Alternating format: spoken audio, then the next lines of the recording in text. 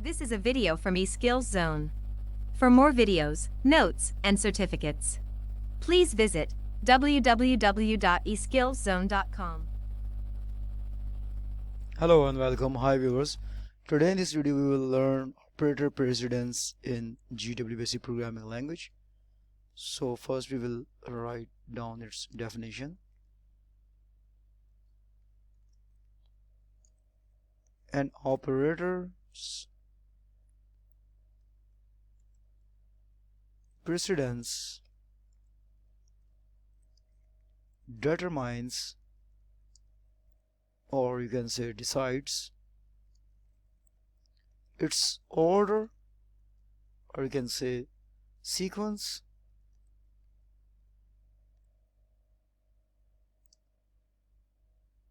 of evaluation in an expression. So the table given below, or you can say the below given table lists the precedence of the basic operators from highest to lowest. So we are gonna draw the table, contains operators and its precedence from highest to lowest. First we will type the parenthesis which has the highest precedence in GW basic. So we will type highest precedence, and after that you can see a caret symbol like this, which is used for exponentiation, which is used for calculate the exponent of power of any numeric number. And after that we can have negation symbol, which is used to negate some value, and then we can have an asterisk sign, which is used for multiplication, and then a forward slash, which is used for division. And after that we can have a back forward slash symbol, which is used for integral division. And then we can have a mod operator, which is used to give the value of remainder in a division process. And after that we have addition symbol, plus sign, and subtraction, minus sign. And after that we have relational operators, but first we will type the equal to sign, and after that not equal to, and then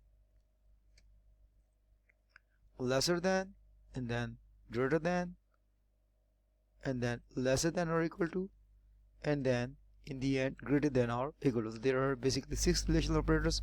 So it should be kept in mind that the precedence of and the order of the execution of all the relational operators will start from the equal to, and then not equal to, and lesser than, greater than, lesser than, equal to, and then in the end greater than or equal to. After that we can have all the logical operator, but first we will type the not operator, which has the highest precedence among them, and then we can have and operator, and in the end we can have or operator. So if we see all these 3 logical operators, so not has the highest, and after that and operator, and in the end the lowest precedence in all these 3 logical operators is the or operator, which has the lowest precedence. And viewers, in the end we will discuss the assignment operator, which has the lowest precedence in GW basic programming. So we will type lowest. We will type over here lowest because it has the lowest precedence in the operator precedence rule. Now we will discuss one more topic, which is called the type conversion. Since we have discussed different types, data types like integers, real numbers, string, string variable, string constant, and likewise numeric variable, numeric constant. We discussed in previous lectures. So now today we will discuss the type conversion. So it is obvious from the name that it is used to convert some data types, and how it is done, let's see. When the program tries to store one type, or we can call it data type, of numeric value to the variable of another type, GWBasic performs the type conversion according to the following rules. And the rules are: number one rule is, if a numeric constant of one type is assigned to a numeric variable of a different type, the number is converted according to the type of variable. For example,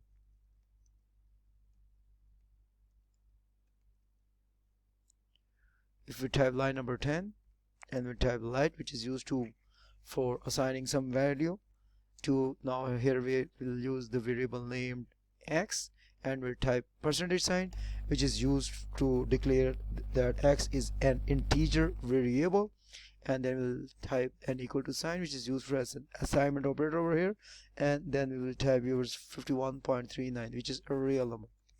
So basically the numeric constant written over here is a real number having fractional part, and we're gonna convert its type from the real to an integer variable. So we will type over here the comment like integer variable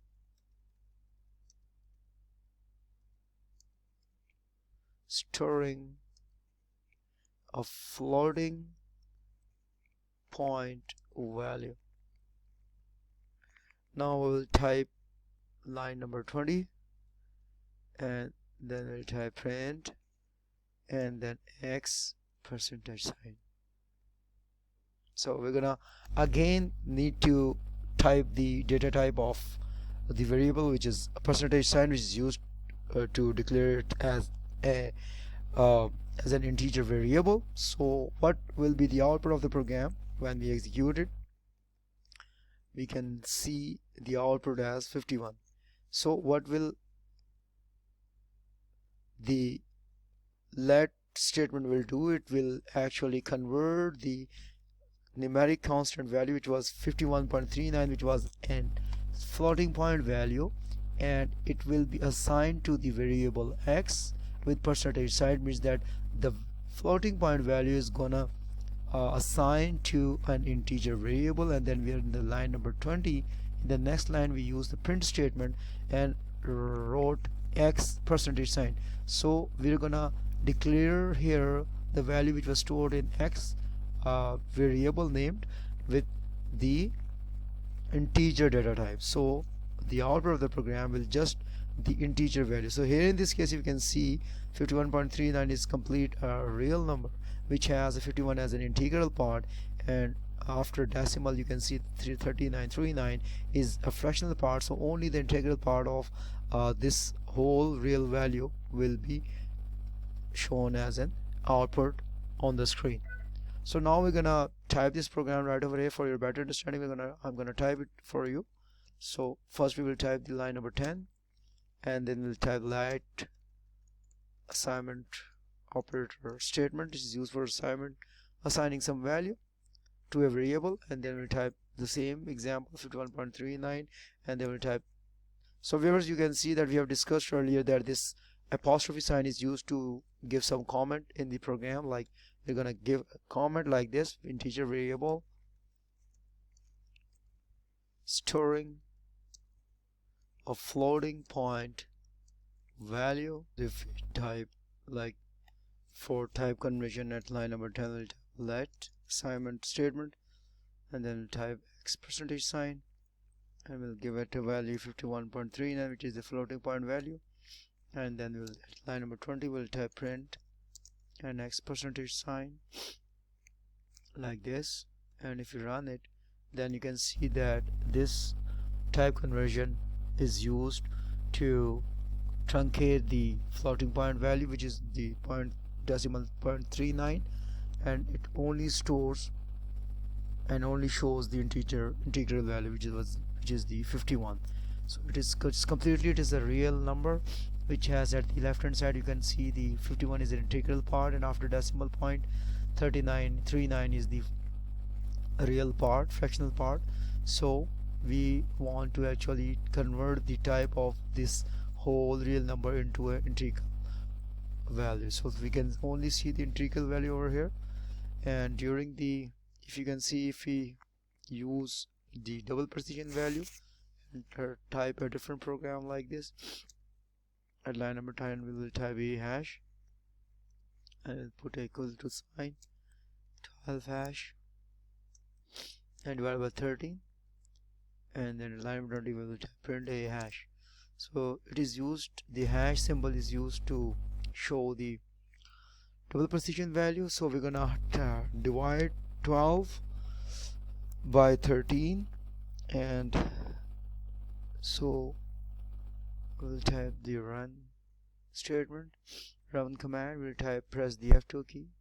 So as you can see that the double precision value actually stores up to 15 decimal points, like you can see 1 2 3 4 5 6 7 8 9 10 11 12 13 14 15 and up to 16. Up to 16 digits can be stored in the double precision value. So this is an example, and we can see that during the evaluation of an expression, arithmetic or relational, all of the operands are converted to the degree of precision of the most precise operand